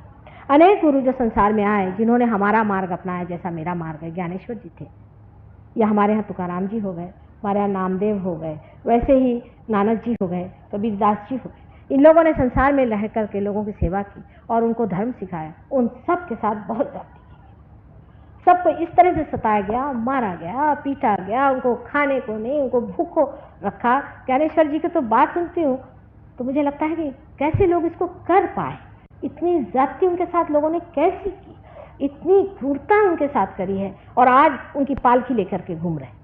अब ज्ञानेश्वर जी की पालकी चली जा रही। मैंने कहा कि वो कभी पालकी में बैठे भी थे, उन्होंने कभी पालकी का मुंह भी देखा था। 50 आदमी उनकी पालकी लेके चले और सब उनको खाना खिला रहे। ये किस तरह की धती, जिसको कहना चाहिए, किस तरह का झूठापन और किस तरह का अपमान है गुरु तत्व का, कि आप जिस आदमी के लिए कभी भी आपने ये भी नहीं सोचा कि उसने खाना खाया कि नहीं खाया, उसकी आप पालकी बना के घुमाते हैं और उसके दम पर आप खाना खाते। मनुष्य इतना विक्षिप्त है, इतना विक्षिप्त है, और इतनी विक्षिप्तता वो इसलिए लिए हुए है कि परमात्मा ने उसे पूर्णतया स्वतंत्रता दी है कि तू चाहे विक्षिप्त हो, चाहे तू गधा हो, चाहे तुझे जो करना कर, या चाहे तो तू परमात्मा को पाले। मैं माँ हूँ, माँ हमेशा यही प्रयत्न करेगी, बच्चों से यही कहेगी कि बेटे तुम परमात्मा को ही पालो। मेरे गुरुता इसी में मैं मानती हूँ कि मुझे बहुत लोग सताते भी हैं और परेशान भी करते हैं, चाहे जैसा भी हो, लेकिन मेरे साथ शायद ये भी है कि मेरे पास बहुत ही ज़्यादा पेशेंस है। लोग कहते हैं कि माँ तुम्हारा निर्व्याज प्यार है, चाहे जो भी कहें, लेकिन वास्तविकता ये है कि मुझे उनकी परेशानी ज़रा भी नहीं झुलसती, ना मुझे उसकी कुछ तकलीफ होती है। मेरे समय हर समय रहता है कि कितने लोग जल्दी से जल्दी पार हो जाए, कितने लोगों को ये अलग जो है मिलना चाहिए। आज सहयोग उस स्थिर पे आ गया है, उस स्थिति पे आ गया है जिसे आज महायोग कहना चाहिए। जब तक ट्रेन स्टेशन के अंदर न पहुंच जाए तब तक हम नहीं मानते कि ट्रेन से आ गई, या जिस तरह से हम कह सकते हैं कि नदी जब तक समुद्र में न मिल जाए तो हम उसे संगम नहीं कहते, उसी प्रकार जब तक आपके जीव का शिव से संबंध नहीं जुटता, जब तक कुंडलिनी उठ करके ब्रह्मरंध्र को छेद नहीं देती, तब तक इसको योग नहीं कहना चाहिए। तब योग के सिर्फ प्रिपरेशंस होते हैं, जैसे और जो योग हैं, अनेक जो योग हैं, ये सारे योग उसके प्रिपरेशंस हैं। और जब कुंडलिनी नीचे से ऊपर उठती है तो ये सारे योग अंदर घटित होते होते होते होते कुंडलिनी सहस्त्रार पे आ जाती है और सहस्त्रार पे आकर के इसको छेद देती है। ये सबसे बड़ा महायोग है। इसलिए सहयोग जो अनादि काल से चल रहा है, सहज जो आपके साथ पैदा हुआ है, जो आपके साथ अनेक वर्षों से चला आ रहा है, जिसकी आज परिपूर्ति होने की बात आई हुई है, उस सहज योग का आज महायोग नाम देना चाहिए। पर मैंने शुरुआत में यही विचार किया कि मनुष्य की बात है, अगर मैंने पहले से महायोग शुरू किया तो इन्होंने कार्य शुरू कर देंगे और सब मेरे पीछे लग जाएंगे हाथ धो करके कि बड़े आए महायोग करने वाले, आप कौन होते हैं महायोग करने वाले, सब खड़े हो जाएंगे डंडे ले करके। इस वजह से मैंने इसका नाम महायोग नहीं कहा, लेकिन सहयोग की आज स्थिति महायोग पर पहुँच गए और आप महायोग के स्थिति पर आ गए हैं। ये समय आ गया है कि आपके जितने भी गुरु तत्व आज तक के पले हुए हैं, पोसे हुए हैं, वो सारे के सारे फलीभूत होने वाले हैं और उस फलस्वरूप आपको आज वो चीज़ मिलनी चाहिए जो अनेक वर्षों से गुरुओं ने आपको देने की कही थी कि आपको मिलेगा, ये समय आने वाला है, होने वाला है। होता था एक दो, पहले गुरु लोग एक या दो शिष्य रखते थे। ज्ञानेश्वर जी के कितने शिष्य? एक। फिर उनके कितने शिष्य थे? एक या दो। इतना समुदाय कोई अपने शिष्य या बच्चे नहीं बनाता था, ना कोई इतने आत्म ज्ञान देने की बात करता था। लेकिन जब तक कोई चीज़ सामुदायिक नहीं होती और सर्वसामान्य को नहीं मिलती, उसका कोई अर्थ ही नहीं रह जाता। और समय आ गया है कि आज सामुदायिक को मिले, इसलिए आप सबको ये मिलने का बिल्कुल पूरा अधिकार है, क्योंकि आपके अंदर ये पूरी चीज़ समाई हुई है, आपके अंदर सारी चीज़ बसी हुई है और ये आपको मिलना चाहिए। अब मैंने ये कहा कि एक एक विषय पे मुझे 7 दिन चाहिए, तो आप लोगों ने एक दिन में मुझे 3-3 विषय दे दिए, तो बड़ा 3-3 आता है, इसको कैसे छोटा करें। हालांकि अब इतना ही कहने का है कि गुरु तत्व के प्रति सिर्फ नमस्कार करके मैं आपको कृष्ण शक्ति अब बता दूँ। कृष्ण शक्ति जो हमारे अंदर है, ये मनुष्य की शुरुआत है।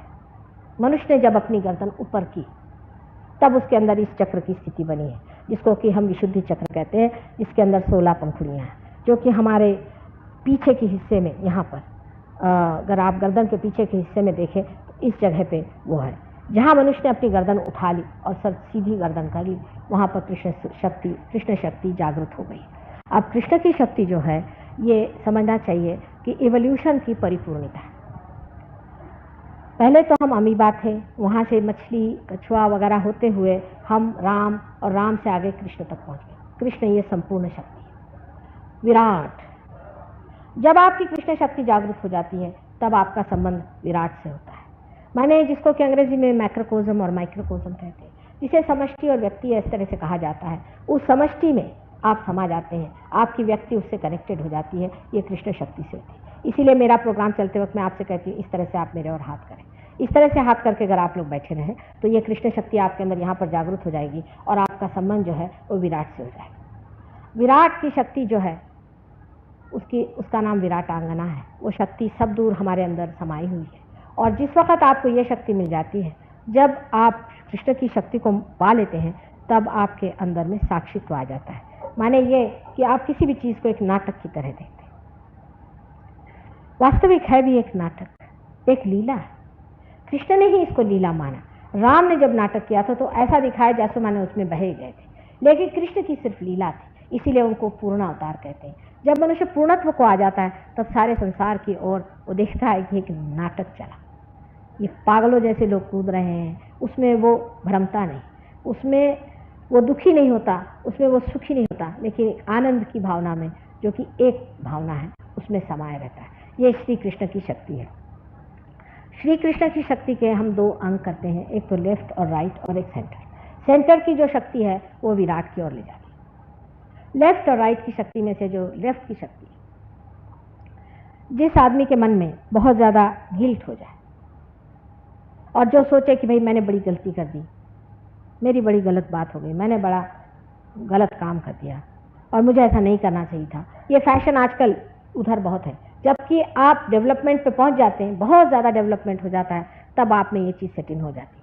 पहले तो आप एक्सट्रीम पर जाइए और मैं ये हूँ और मैं वो हूँ और मुझे आगे प्रोग्रेस करना चाहिए, जिधर अब अपना देश चढ़ा जा रहा है। और जब आप उतरने पे आ जाते हैं, तब वेस्टर्न कंट्रीज़ में ये शुरू हो गया है कि जिसको देखो कि मैं रोते ही बैठते रहते, सुबह से शाम तक रो ही रहे। मैंने कहा क्या हुआ? कल है मैंने बहुत पाप किए हैं माँ, मैंने ये किया। मैंने कहा छोड़ो वो बातें, पार हो जाओ।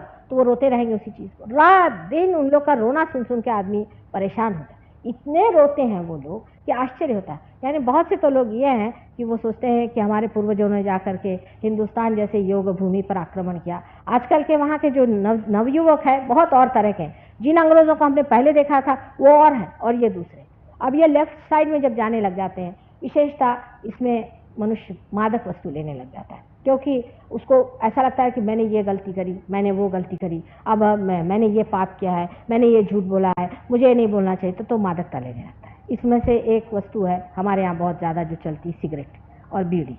उसके बाद तंबाकू खाना भी इस शक्ति के विरोध में बहुत ज़्यादा बैठता है। आपको आश्चर्य होगा कि जो आदमी तंबाकू खाता है उसको सहयोग में आने के बाद में वो छोड़ना ही पड़ती है और छूट जाती है, उसके अपने आप से छूट जाती है। एक साथ से उन्होंने नहीं छोड़ी थी और वो कुछ अपनी विल पावर नहीं लगा पाए, कुछ छोड़ नहीं पाए, उससे कभी कभी चोरी छिपे वो अपना खाते रहे। एक दिन आके मुझसे कहने लगे कि माँ मैं जब ध्यान में बैठता हूँ तो मेरा मुंह ऐसा ऐसा फूलते जाता है और टेढ़ा टेढ़ा होता है, मेरी समझ में नहीं आता मैं क्या।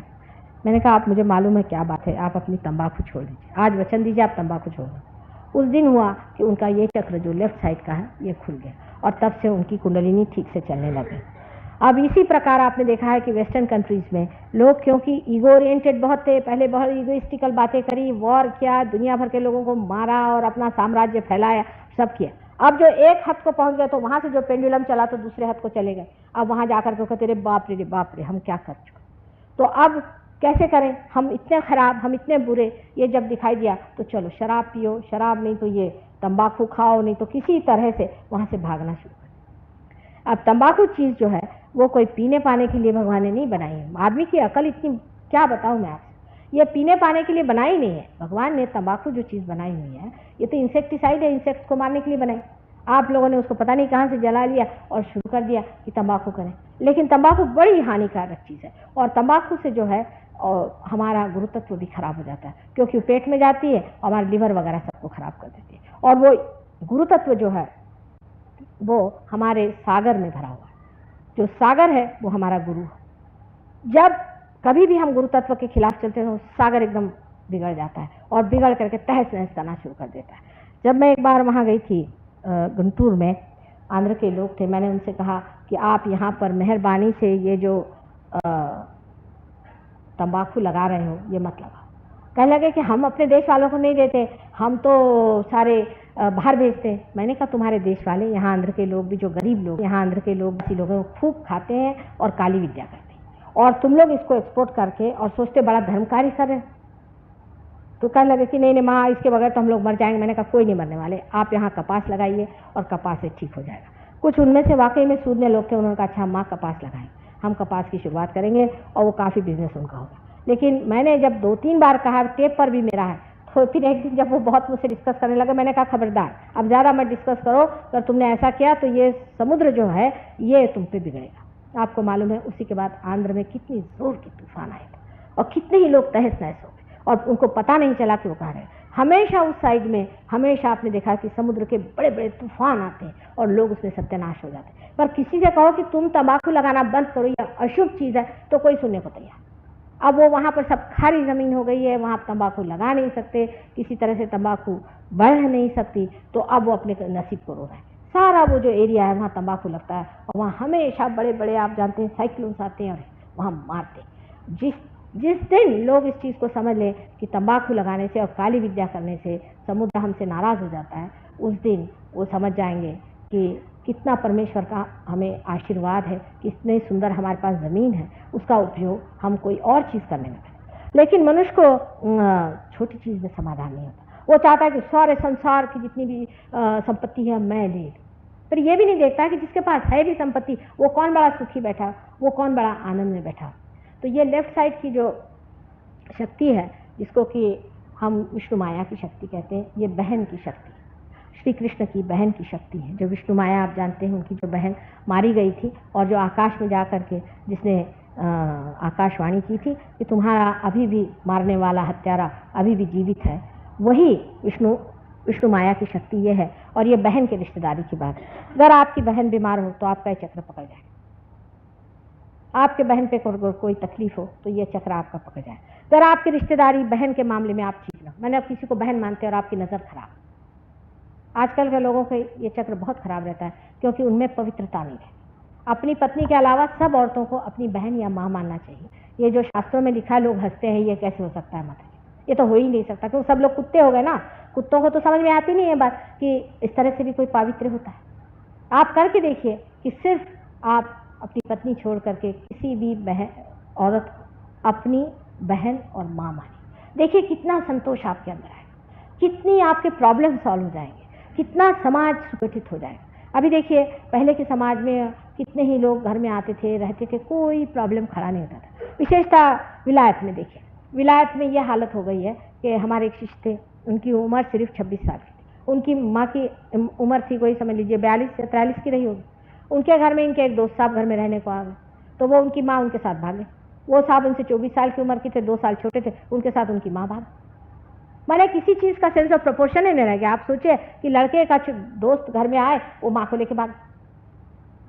अभी आने से पहले एक हमने पढ़ा आर्टिकल, जिसको सुन के आप हैरान हो जाएंगे। 17 साल के लड़के ने अपने माँ से शादी कर ली और जा कर के भी कोर्ट में लड़ाई कर रहे हैं दोनों माँ बेटे कि हमारा मंजूर होना चाहिए कि हमने शादी की। ये सारी लेफ्ट साइड की जो अपवित्रता है, ये हमारे सिनेमा वालों में भी अकल नहीं। वो इतना पाप कर रहे हैं, उसका उनको फल भोगना पड़ेगा। सबको ये सत्युग है, इसमें सबको अपने पाप का फल भोगना पड़ेगा। इस तरह की जो हमने अपनी अपवित्र हालत कर ली। हमारी शक्लें देखिए कैसी है, कोई उसमें न तेजस्विता है, न उसमें कोई भोलापन है, न उसमें कोई सादगी है। एक तरह से हर समय आंखें चलाना। अब ये जो आंखें चलाने की बीमारी है, ये भी कृष्ण शक्ति से ही दंडित होती है। आप देखिए कि हर समय मनुष्य आंखें चलाते रहते हैं। आंखें चलाने से आपके अंदर भूत घुस आते हैं। आपको पता नहीं, लेफ्ट साइड से अगर आपके अंदर भूत घुस आए तो आपकी आंख, आप कुछ करते ही नहीं। आंख चलाने से आप करते क्या, सिर्फ आंख चला रहे हैं। आंखें चलाने से आपको कुछ आनंद तो आता ही नहीं है, उसमें एक मिथ है। उस मिथ में आप घूम रहे हैं, आंखें इधर से उधर चल रही है, इसको देख रही, उसको देख रही, उसको देख रही, और आपका जो विशुद्धि चक्र है लेफ्ट साइड में पकड़ा जा रहा है। और इस लेफ्ट साइड को पकड़ने से आपके अंदर गिल्ट बनता जाएगा। हर समय आप कभी भी सुखी नहीं रह सकते। आदमी को इसीलिए पहले हमारे ज़माने में जब हम लोग छोटे थे तो हमारे पिता माता कहते थे कि आंख अपनी ज़मीन पे रख के हमेशा चलना चाहिए। आपने सुना है कि लक्ष्मण जी ने सिर्फ सीता जी के पाँव के ही अलंकार देखे थे, उससे ऊपर उन्होंने देखे नहीं थे। क्या उनको वो कोई दुष्ट आदमी थे या कोई वो बुरे आदमी थे? पर एक क्या कानून था कि आंख अपनी नीचे करके चले। शहंशाह लोग जो होते हैं हमेशा आंख नीचे करके चले। जो बिल्कुल हमेशा भिखारी और भूत जैसे होते हैं वो इधर उधर देखते चलते। जो आदमी खुद अपनी शान में प्रतिष्ठा में होता है, उसको क्या पड़ी हुई किसी को क्या देखने की। और आपको पता होना, जैसे ही आप दूसरे को देते हैं, उसकी जो दुर्गंध है, उसकी जो बुराइयां हैं, उसके अंदर बसे हुए जो कंडीशनिंग है आपके अंदर आ जाती है। और ये इतनी ज़्यादा बीमारी बढ़ रही है लोगों में, इस कदर लोग इससे भरे हुए हैं, वो समझते नहीं कि हम इससे आंखें कैसे बचा लें। इससे आंखें लाल हो जाती हैं, आदमी की आंखों में कमजोरी आ जाती है, आंख बहुत तकलीफ देने लग जाती है। तब भी बताया जाता है कि आप घास पे चला करें, पृथ्वी माँ पे चला करें। यह आपकी माँ है। माँ को जानने से ही आप अपनी बहन को भी समझेंगे। जब तक आप अपनी माँ ही को नहीं जानिएगा तो बहन को नहीं समझ सकते। लेकिन वास्तविकता यह है कि आप अपनी आंख नीचे नतमस्तक होकर के रखें और रास्ते में चलते वक्त या किसी की भी और बुरी दृष्टि से नहीं देखना चाहिए। ये पाप है और गुरुओं ने भी इसे बताया, दाउ shalt not commit adultery. Christ ने आकर के उसका और वहां हो करके कहा कि you thou shalt not have adulterous eye. उन्होंने साफ कह दिया कि adulterous eyes are equally evil as adulterous life. इस पवित्रता पे उन्होंने आपको पहुंचा दिया और उम्मीद की थी। लेकिन आज जहां संसार पहुंचा हुआ है, हम ये बात भी पहुंचा हुआ बुरा मान जाते हैं। पर आप कोशिश करके देखिए अपने जीवन में और सबके जीवन में इतनी सरसता और इतनी सौंदर्य आ जाए। ये आंखों को चलाना और इस तरह से अपने को नीचे गिरा लेना, जिसको कि आगे जाकर प्रोस्टिट्यूशन आदि, अब आजकल के जो गाने हैं, औरतों का बैठ के गाने का ढंग आदि वगैरह, सब में इस कदर छिछलापन और इस कदर अपने को चीप कर लेने की तरीके हैं कि समझ में नहीं आता कि खासकर हमारे मिडिल क्लास के लोगों को इसकी क्या पड़ी। अति पैसे वाले तो बचने नहीं वाले, वो तो जाएंगे चूल्हे में। उनके पास तो साधन ही मिल गया। जिसके पास अति पैसा आ गया अब उसको तो लगता है क्या करूँ ना क्या ना करूँ, इस पैसे को कौन से गड्ढे में डालूं और उसके साथ मैं भी कूद जाऊँ। जैसे ही उसके पास पैसा आ जाता पहले सोचता है मैं रेस में जाऊँ कि ये करूँ कि वो करूँ। आज इसलिए मैं पाप पुण्य की चर्चा कर रही हूँ क्योंकि गुरु की बात हो रही। पाप पुण्य का विचार आपको इस विशुद्धि चक्र पे आता है। पाप और पुण्य क्या है? अगर आपको पाप और पुण्य का विचार विशुद्धि चक्र तक नहीं आया तो आप काम से गए, आपकी कुंडलिनी जागरूक नहीं हुई। संसार में पाप और पुण्य दोनों चीजें हैं, लेकिन ये सोचते माँ वो इतना पापी आदमी, लेकिन देखो उसकी कितनी प्रगति। मैंने कहा तुम उसके घर में जाकर, उसके जीवन में जाकर क्या उसकी प्रगति हुई? जिस आदमी के मुख पर जरा भी आनंद नहीं, जिसका नाम लेते ही लोग कहते बाबा किसका नाम ले लिया, जिस आदमी के पीठ पीछे कभी भी कोई आदमी अच्छी बात नहीं कहता, ऐसे आदमी चरित्रहीन और ऐसे गिरे हुए लोगों को आप अगर आदर्श मानिएगा तो आपका भी ठिकाना हो जाए। हमारे सहयोग में आप जब पार हो जाइएगा तो अपने आप से आपके अंदर शक्ति आ जाएगी। आप स्वयं ही अपनी प्रतिष्ठा को जानिएगा क्योंकि आप हैं, आप बहुत प्रतिष्ठित हैं। आप जानते नहीं कि परमात्मा ने कितनी मेहनत से चक्र आपके अंदर बनाया, एक एक चीज को कितनी सुंदरता से बनाया है और उसको किस तरह से घड़ाया है और एक कुंडलिनी को किस तरह से सुव्यवस्थित रखा हुआ है। आप अपना ही अपमान कर रहे हैं, अपने ही को नीचे गिरा रहे हैं। आप अपनी कीमत समझें, अपना बड़प्पन समझें, अपनी हालात को आप समझें कि आप तो सारे संसार के फूल हैं और आपको फल में बदलना है। अगर आप इस चीज़ को समझ लें कि आप ही परमात्मा के वरेण्य हैं, परमात्मा आप ही को मानता है और आप ही के सामने झुक रहा है और आपसे कह रहा है कि आप इसको पा लीजिए जो आपका श्रेय है। श्रेय को पहचानना भी मनुष्य की सुबुद्धि से होता है। जब तक उसके अंदर दुर्बुद्धि बनी रहेगी वो कर नहीं सकता। यह सुबुद्धि भी विशुद्धि चक्र के जागृति से होती है। जब मनुष्य अपने विशुद्धि चक्र में जाग उठता है उसके अंदर अपने आप सुबुद्धि आ जाती है, उसके अंदर बैलेंस आ जाता है। एक तो होती है दुर्बुद्धि, एक होती है कुबुद्धि और एक होती है सुबुद्धि। बुद्धि से कोई भी फर्क नहीं पड़ने वाला, क्योंकि बुद्धि गधी भी हो सकती है और बेवकूफ़ भी हो सकती है। बुद्धि से, रैशनैलिटी से एक आदमी चोरी करता है, वो कहता है मैं क्यों ना चोरी करूं, मेरे पास ये चीज़ नहीं है, उसके पास है तो मैंने चोरी कर ली, क्यों ना करूं मैं। रैशनैलिटी आ गई। रैशनैलिटी जो है वो हर एक चीज़ को रैशनलाइज कर सकती है, लेकिन सुबुद्धि जो है वो कहती कि नहीं, दूसरे की चीज़ उसकी अपनी है, मेरी चीज़ मेरी अपनी है, मेरी चीज़ में जो मज़ा आ रहा है उसमें है। और ऐसे भी चीज़ किसी की कोई होती ही नहीं, किसी की कौन सी चीज़ है, सब यहीं छोड़ के जाना है। ये तो दिमागी जमा खर्च है, ये मेरी चीज़ है, तुम्हारी चीज़ है, वहाँ रजिस्ट्रार के ऑफिस में लिखा हुआ है, जाते वक्त तो यूं ही जाने का, जाते वक्त तो मनुष्य यूं ही जाता है, सब कुछ यहीं छोड़ के जाता है। एक ये साधारण बात है, उसके पीछे क्यों इतनी मारोधार करते हैं। अब राइट साइड की जो हमारी चक्र है, जिसको कि राइट साइड का विशुद्धि चक्र का ये है, वो श्री कृष्ण और राधा की शक्ति से बना हुआ। श्री कृष्ण और राधा की जो शक्ति है, उससे जब मनुष्य उसके विरोध में खड़ा होता है, जब वो श्री कृष्ण के विरोध में खड़ा होता है, तो वो कंस जैसे हो जाता है कि मैं ही बड़ा राजा हूँ और मैं ही बड़ा भारी लीडर हूँ और मैं ही सब कुछ। जब उसके अंदर अहंकार कंस के जैसा भर जाता है, जो कि अपनी सगी बहन को मारता है, अपने बहनों ही को मारता है, अपने बहन के बच्चों को मारता है कि किसी तरह से मैं सबके ऊपर में राज्य करूं, उसको दुनिया की कोई चीज़ नहीं दिखाई देती, उसको राइट साइड की विशुद्धि की पकड़ होती है। लेकिन राइट साइड की विशुद्धि की पकड़ सबसे पहले शुरू होती है जब आपको जुकाम हो जाता है। अभी जुकाम के लिए सब लोग बताते हैं कि तुलसी बहुत अच्छी होती है, उसकी वजह ये कि तुलसी की शक्ति हमारे लेफ्ट साइड में है, वो बैलेंस कर देती है हमारा राइट साइड को। अर्थात जुकाम वगैरह होना ये तो कोई ऐसी सीरियस बात नहीं है, पर हमारे सहयोग में जुकाम की भी व्यवस्था बहुत अच्छी है, और उसके लिए भी आप अगर जान लें तो लोग बता देंगे कि किस तरह से आपका सर्वसाधारण जो जुकाम है, साइनस वगैरह के ट्रबल्स हैं, ये सब ठीक हो सकते हैं और इसको आदमी ठीक कर सकता है। लेकिन जो बीच में शक्ति, जिसे विराट की शक्ति कहते हैं, ये सबसे महत्वपूर्ण है। आज संसार में जहाँ भी लोग कुछ खोज रहे हैं, जहाँ पर कि मनुष्य परमात्मा की खोज में लगा है और सत्य की खोज में लगा है, वो अपने होलसमनेस को, अपने विराट को खोज रहा है। वो ये खोज रहा है कि मैं उसका अगर एक हिस्सा हूँ तो मैं उसको खोजूं जिसका मैं हिस्सा हूँ।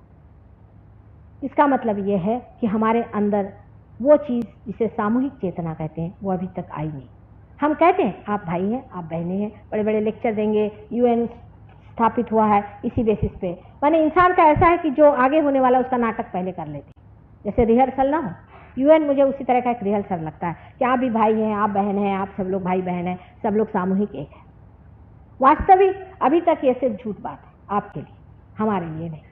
जब आप सहयोग में आ जाते हैं तो आपकी सामूहिक चेतना जागृत हो जाती है। सामूहिक चेतना जागृत होते ही आप महसूस करने लगते हैं कि दूसरा जो है वो मेरे अंदर है और मैं उसके अंदर। आप खुद अपने को देखने लगते हैं, क्योंकि जब एब्सोल्यूट पॉइंट आपको मिल जाता है तो आप रिलेटिव देखने लग जाते हैं कि आप कहाँ हैं उस एब्सोल्यूट पॉइंट के इसमें और वो कहाँ है। अब सादे शब्दों में बताना ये है कि ये जो आपकी उंगलियों के ये चक्र हैं, ये सब जागृत हो जाते हैं। 1 2 3 4 5 6 और 7, ये सातों चक्र लेफ्ट सिंपैथेटिक पर और सातों चक्र राइट सिंपैथेटिक पे जागृत हो जाते हैं। जब जागृत हो जाते हैं तो उसमें क्या महसूस होने लग जाता है? उसमें ऐसा महसूस होता है कि समझ लीजिए एक आप कोई खड़े हैं, उनके सामने ऐसे मैं हाथ को खड़े हैं, उनके सामने जाऊंगी कि इनको क्या बीमारी। वो कैसे समझ लेती हूँ कि समझ लीजिए मेरे घर राइट हैंड साइड की इस उंगली में चमक आई या कुछ गर्मी सी लग रही, तो मैं जान जाऊंगी इनका लिवर खराब, क्योंकि ये जो है ये नाभि चक्र है राइट हैंड साइड का, और नाभि चक्र राइट हैंड साइड पे लिवर का स्थान है। और फिर बाद में तो उसकी छोटी छोटी फ्रीक्वेंसी भी आदमी पकड़ लेता है, यहाँ तक कि जब आदमी आगे बढ़ता है सहयोग में तो उसके अंदर वैसी ही भावना आने लग जाती है जैसे दूसरे में। मैंने थोड़ा सा लगता है लिवर में हेवीनेस है, तो आप पूछते हैं कि आपके लिवर है? कहते हैं हाँ। आप अपने ऐसे ऐसे रगड़िए, उसका लिवर भी ठीक होगा आपका।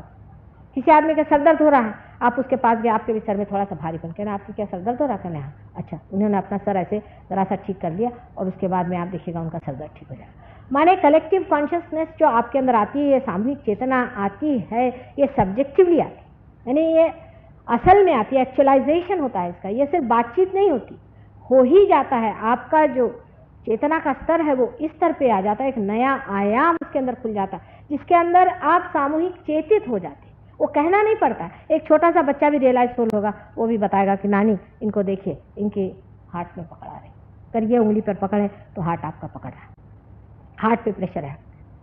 ये तो फिजिकल हो गया, इमोशनल भी आप बता सकते हैं। कोई आदमी अगर बहुत से लोग ऐसे होते हैं कि ऊपर से तो बड़े सियाने लगते हैं, अंदर से एकदम पागल होते हैं। उनके पास जाए तो 2 झापड़ मारते हैं आपको, लेकिन अगर आप रियलाइज हो रहे तो आप फौरन जान जाइएगा ये पागल है, ये आप समझ जाइएगा। वो भी आज्ञा चक्र कहाँ है, यानी लेफ्ट साइड के जितने भी चक्र जब पकड़ते हैं तो उस पर कोई ना कोई मानसिक विकृति आ गई है, कोई ना कोई इमोशनल डिस्टर्बेंस होती है, जिससे लेफ्ट साइड के आते हैं। राइट साइड के जब आते हैं तो फिजिकल और इमोशनल होते हैं। ये अपने विशुद्धि चक्र से कनेक्टेड है। अब बहुत से लोग पार हो जाते हैं पर उनकी अंदर वाइब्रेशंस वो फील नहीं कर पाते। इसका कारण है विशुद्धि चक्र की खराबी होना, क्योंकि विशुद्धि चक्र मैंने बताया आपसे सिगरेट से बहुत खराब होता है। शहर के वातावरण में आप सिगरेट नहीं भी पीते हैं तो भी एक आपके समझ लीजिए पिताजी सिगरेट पीने वाले हुए कुछ हुआ तो यहाँ पर जा करके ये जो विशुद्धि चक्र है यहाँ खराब हो जाता है। जब विशुद्धि चक्र खराब हो जाता है तो उसमें निकलने वाली जो 2 नसें हैं, जिससे कि हमारे अंदर हमारे सेंट्रल नर्वस सिस्टम में ये जब चेतना आती है, जब हम चेतित भी होते हैं तो भी हम उसको महसूस नहीं कर पाते, क्योंकि हमारी संवेदना कम हो जाती है।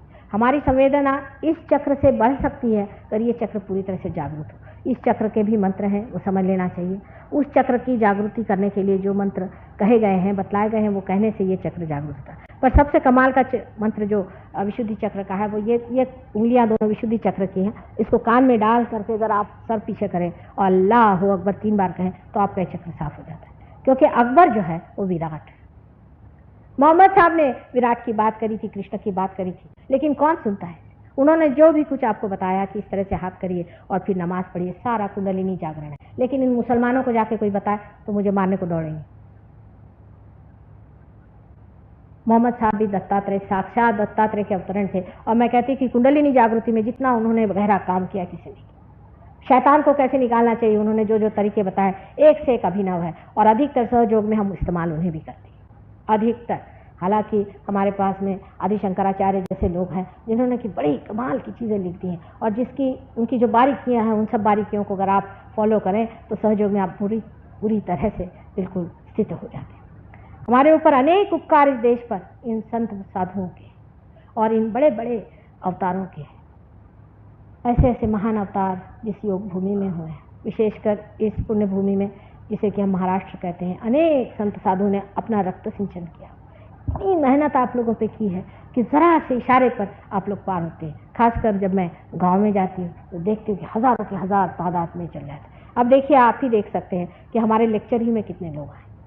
यहाँ से शुरुआत है। लोगों को सत्य की पहचान नहीं, सत्य के और खिंचाव नहीं है उधर जाने को नहीं। अभी कोई आदमी कहे कि आपको मैं कपड़े उतार के नंगा नचाऊंगा, आप सब वहाँ चले जाए, पैसा दे के आप नाच के वहाँ से आएंगे और बड़े खुश होंगे, वाह क्या मजा है। ऐसे बेवकूफ़ लोगों के लिए सहयोग नहीं। जो लोग गंभीर हैं, जो जिनका कैलिबर है, मराठी में जैसा कहते हैं कि येऱ्या गबाड्याचे काम नोहे, कोई आपके अंदर वो जब तक उसकी पूरी तरह की श्रद्धा और उसके अंदर प्रतिष्ठा अपने प्रति न हो तब तक ये काम नहीं होना। जो मनुष्य स्वयं ही अपने प्रति अश्रद्धा रखता है और अपने तरफ हीनत्व रखता है, जो छोटी छोटी चीज़ पे बिक जाता है, जिसके लिए कॉम्प्रोमाइज़ करना असत्य से बहुत ही आसान चीज़ है, उसके ऊपर सहयोग नहीं चलता है। सहयोग एक साधारण मनुष्य हो, बहुत ज़्यादा विद्वान वगैरह होने की कोई ज़रूरत नहीं, बिल्कुल पढ़ा लिखा नहीं हो तो भी चल जाएगा, लेकिन दिल का पक्का होना चाहिए, शहंशाह आदमी होना चाहिए। ऐसे आदमी पे सहयोग यूँ काम कर जाता है। अब आपको कृष्ण शक्ति पर मैंने कहा कि बताने को रहूं तो अभी 7 दिन चाहिए पूरी तरह से उसके सारे 16 पर्दे खोलने के लिए, और बताने के लिए काफ़ी चीज़ चाहिए। कुंडलिनी क्या चीज़ है आज तक आपको पता नहीं, आपने देखा नहीं, जाना नहीं। वो आप अपने आँख से देख सकते हैं, उसका स्पंदन आप देख सकते हैं, उसका चढ़ना आप देख सकते हैं, ब्रह्मरंध्र का टूटना आप देख सकते हैं। अब ये चीज़ अलग ही है जो आपने जानी नहीं, पराई चीज़ें हैं, अभी आपने जाना नहीं, लेकिन हैं। जैसे कि यहाँ पर अनेक चित्र हैं, इस वक्त आप नहीं देख पाते, आप टेलीविज़न लगाइए आप देख सकते हैं। अनेक यहाँ संगीत हो रहा है, आप देख नहीं सकते, आप रेडियो लगाइए आप सुन सकते हैं। उसी प्रकार यह अलग ये शक्ति परमात्मा की सब दूर विराजमान है। अणु रेणु हर चीज़ में परमात्मा की शक्ति भरी हुई। मनुष्य उसको नहीं जान पाया। अब उसकी कुंडलिनी अगर जागृत हो जाए, उसका अगर कॉर्ड मेन से लग जाए तो फिर उसका परमात्मा से संवाद शुरू हो जाता है। फिर इन्हीं हाथों पर, जिनको कि आप सोचते हैं कोई विशेष चीज़ नहीं, इन्हीं हाथों पर आप जान सकते हैं। आप सब हाथ इस तरह से करके पूछें, क्या संसार में परमात्मा है? आप देखेंगे आपके अंदर ठंडी ठंडी लहरें चलनी पड़ती। इस मामले में मैं कहूँ कि बाइबल में जॉन्स रेवलेशन पे बहुत कुछ लिखा गया है कि जो आदिशक्ति है उसकी पहचान क्या है, क्योंकि क्राइस्ट के बाद ही ये कार्य, क्राइस्ट के बाद उन्होंने काफ़ी लिखा हुआ है कि किस तरह से ठंडी ठंडी लहर, कूल ब्रीज उनसे आनी चाहिए, ये उसकी पहचान है। और आप लोग भी इसको धीरे धीरे जानें। इस पर दूसरा काम जो किया हुआ है क्राइस्ट के बाद, वो शंकराचार्य का है। शंकराचार्य ने भी, आदि शंकराचार्य कहने में, उन्होंने भी सौंदर्य लहरी नाम से इसको वर्णित किया हुआ है। आप इसे भी देखें और समझ लें कि चीज़ क्या। अपने प्रति एक तरह से प्रेम भाव होना चाहिए, आदर होना चाहिए, अत्यंत प्रेम होना चाहिए, क्योंकि परमात्मा ने आपको इसलिए नहीं बनाया कि आपका जीवन व्यर्थ हो जाए, किसी भी तरह से नहीं बनाया। अगर आपका जीवन व्यर्थ हो गया तो परमेश्वर का भी कोई अर्थ नहीं लगने वाला, ना ही इस सृष्टि का कोई अर्थ लगने वाला। इसलिए अपने प्रति आदर भाव रखते हुए, अपने प्रति प्रेम भाव रखते हुए और पूर्ण आशा से ही आप इस कार्य में संलग्न हो और ज़रूर अवश्य